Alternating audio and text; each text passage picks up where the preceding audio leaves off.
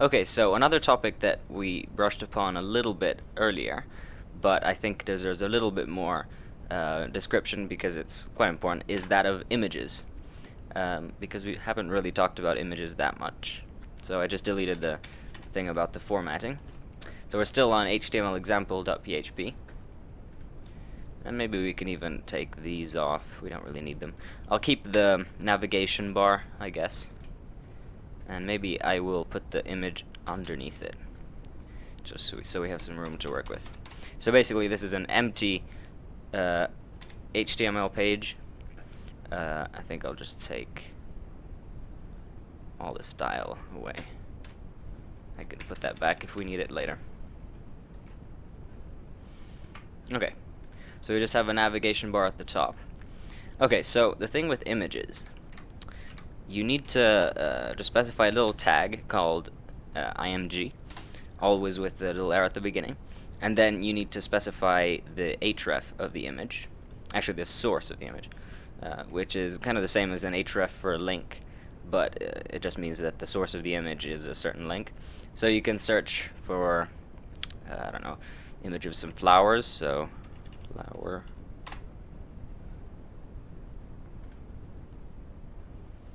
Let's get that one. I don't know. And you have to copy the image address. And don't copy the link address. I made that mistake. Because if you copy the link address, you will get the link of the page and not the link of the actual image. Because the image address is actually what you would get if you right click and you say open a new tab. And you actually just get the open image in new tab. If you say open image in new tab, this is the link that you'll get, and that's the actual link to the image on its address online. So its actual address online to this page, which features just the image. So you want to get this link, and the quick way to do that is just right click, copy image address, and then just put that as the source. And then you don't need to put you don't need to close that. And there are quite a few elements that you don't have to close it, so you don't have to do this. In fact, it might even crash if you do that. It doesn't, but you don't need to do that. You can just close. You can put the slash at the end of the element, so not like a div in which you have some content in the middle. So here we have the image. An important thing to put is the alternate. So if I put a bad link here and I want the browser to display something instead of nothing, I can just put flower.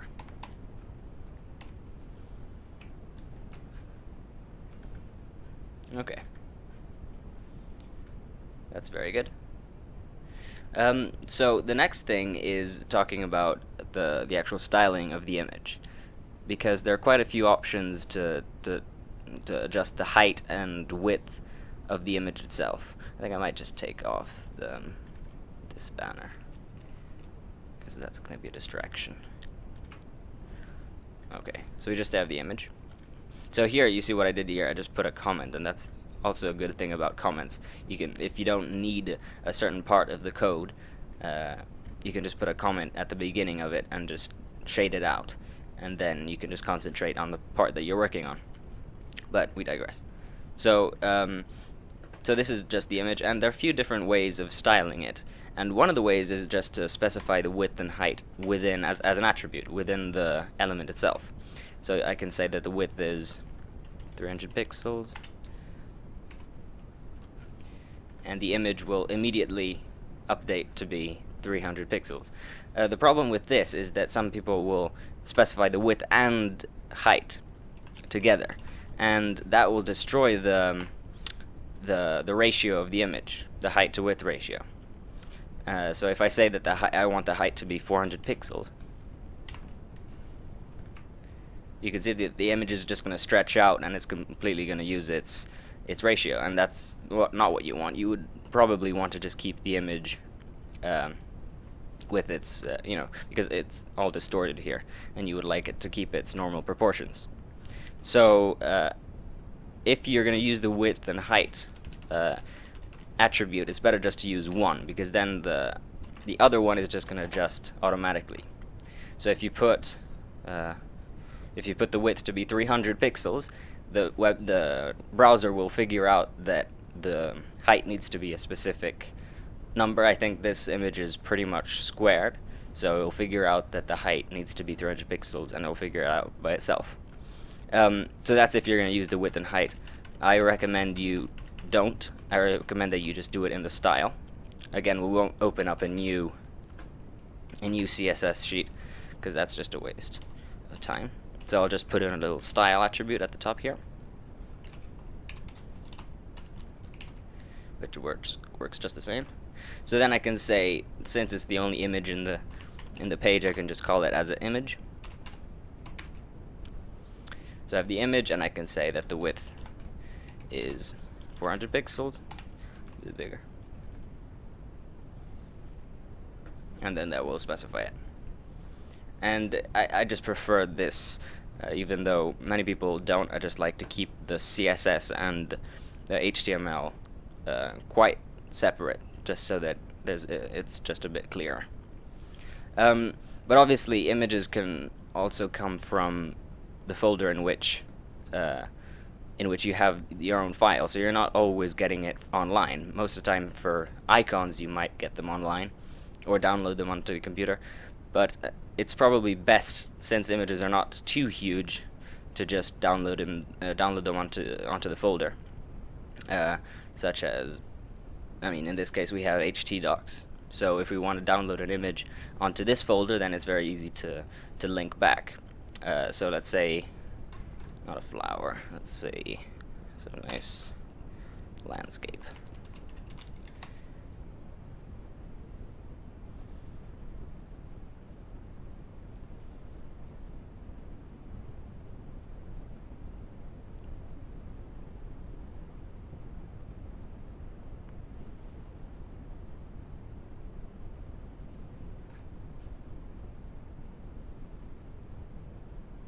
And also, one thing that you should probably do once this gets downloaded is, if you have a big site that will have a lot of different images and icons, is to not just put the image in the same folder, because if you have already 100 different PHP files and CSS and JavaScript and stuff like that, it's just going to crowd up the folder, and then it's going to be difficult to see what's going on. So it's best to open up a new folder and then have all your images in there, just to keep things neater. So let's select one, like, that's beautiful. So let's download that, save it as, and so we'll put it in htdocs. I'll create a new folder in here, so let's say HTML, since the site is called HTML example.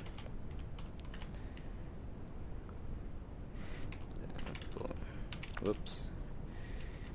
Example images, and then I can just use that. Let's call that road, country road. And also, one thing to point out, when you're saving files, both images or PHP or even code files, it's always good to never use a space, because it's very difficult to call a file that has a space from another file, because it might need a percent sign and things like that. It's always best to have it one word, and since sometimes you need more than one word, just use an underscore or a score. It's always a good practice. Okay, so we've downloaded Country Road, so we should have that in here, in PHP. There we go. So then we can just link another image here, image source, and here we need to go back one folder. We can't just put the name of the image because it's not in the folder, so we go back one, so HTML example images, I think it was called. We'll give it the dot JPG. I think it's a JPG. Yeah, it's a JPEG, so you can just call it as a JPG. Alternative country road.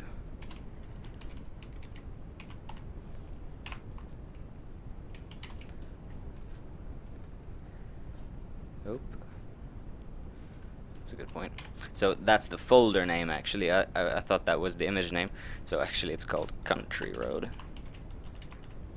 So basically what we're doing is calling the folder and then the image, just like a file path. And there it is. So that's always good practice, just to put it in a separate folder, just to keep things neat when you're building slightly bigger sites. And HTML also allows GIFs or GIFs, and which can animate. And in fact, many people spend a lot of time animating loaders. You know, when not progress bars, but kind of the same thing that a progress bar does. When something's happening on the site and the user has to wait, you usually have some kind of loader, and people spend a lot of time trying to animate using CSS and jQuery and things like that. But actually, a very easy solution is just to go online and search for an animated loader. Animated loader GIF. And there are some people that create amazing ones, such as something like this.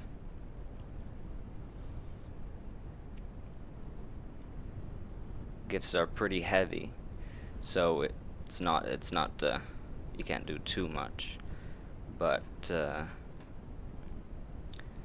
you see, so just people will put these online, and you might have to be careful about the copyright, but it's pretty much free, really. So you just copy the image address. Let's make a new image.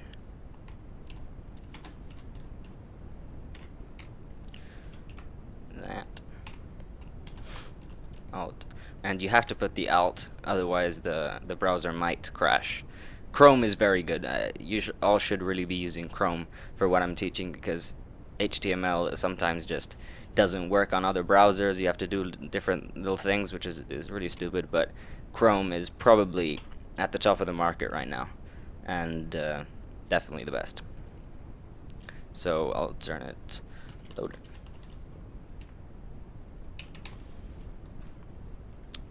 So you can see that you have a fully functional, beautiful loader without having to spend hours trying to animate things, which I'll teach you how to animate in CSS and jQuery, and it can do some great things in the site, but the quality of animation that you can find online, or just make if you know how to animate things in other programs, it just takes much less time and you get way better results. So it's the way to go.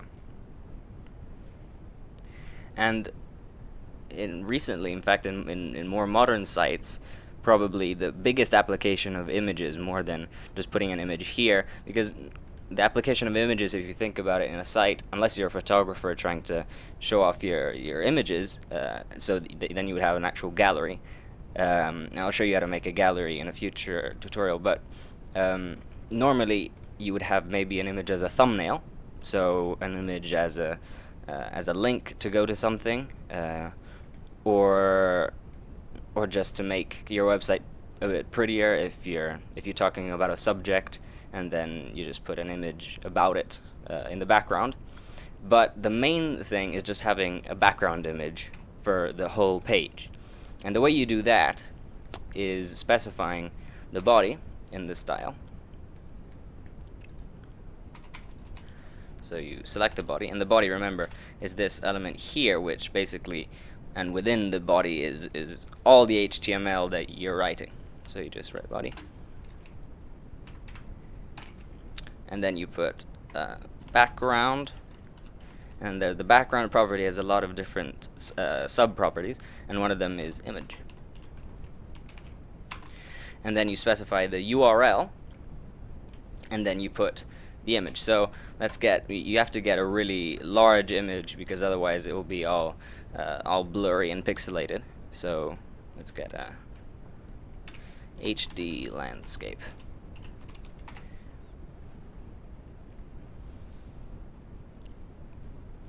And you see, if you see something with 350 by 219, that's just not going to be good enough. It's just going to be all pixelated. Now this is a huge image. It's not exactly a beautiful image, but let's see how good the quality is.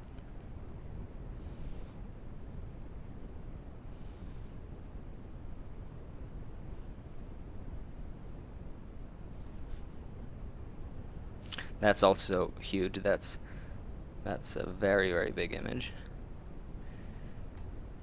That's maybe a bit better, you know? So if I say open a new tab, that doesn't do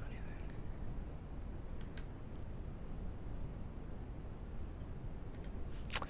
Let's see what it does. The Google image search sometimes doesn't work perfectly. But sometimes, yeah, you'll get this, the data image thing. But that's fine. If that's the link, that's the link.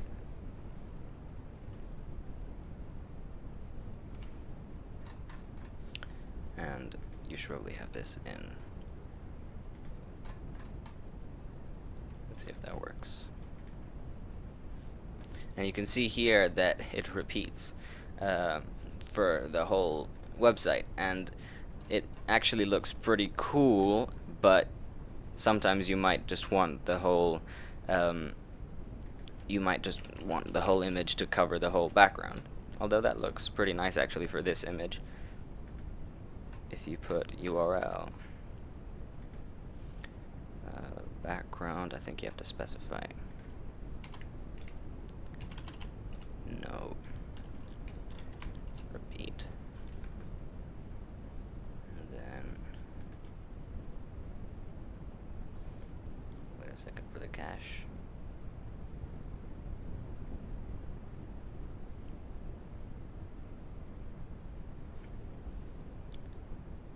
And something to point out, when you're not getting the results that you want, it's important that you press Control and then refresh the page, because if you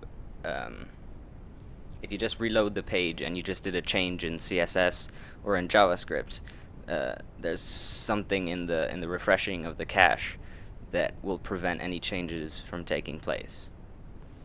So that's not good, and especially if you set the page to refresh automatically, then it won't happen, and it might be that you're stuck for a while.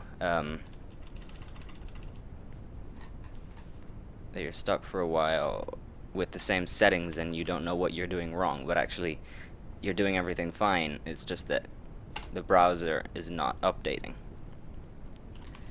But here, the best thing to do is just to put background repeat. You could just use it all in the background property instead of having to use these sub properties, but this is okay too. And I just say no repeat.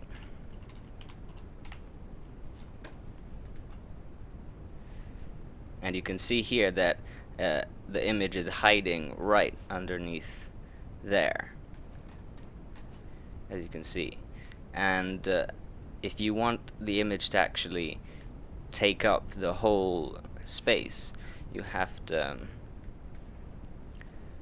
put in, I think,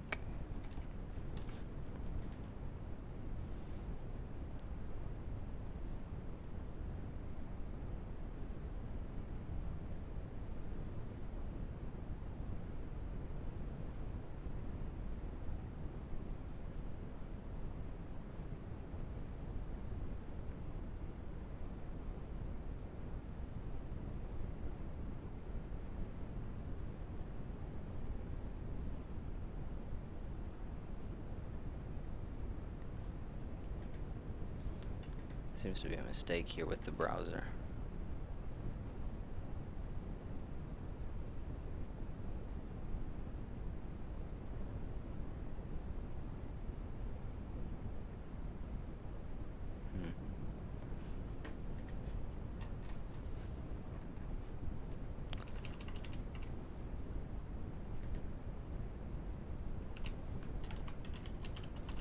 the background size property.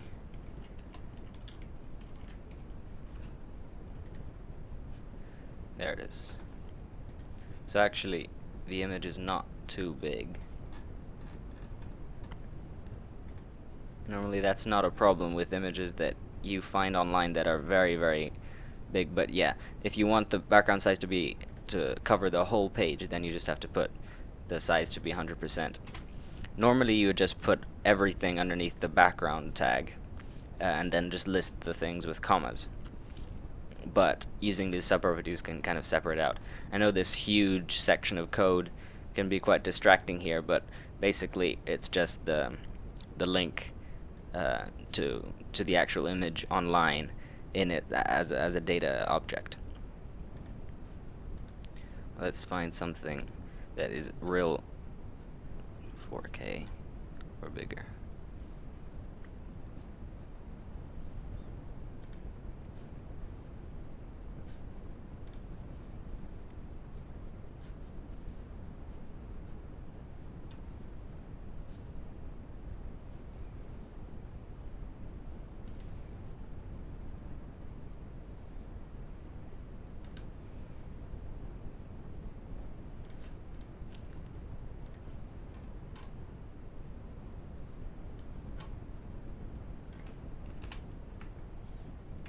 That's better for a link.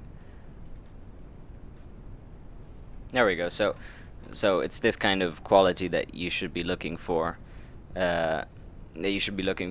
an image, just to be much higher quality than the one that we had before.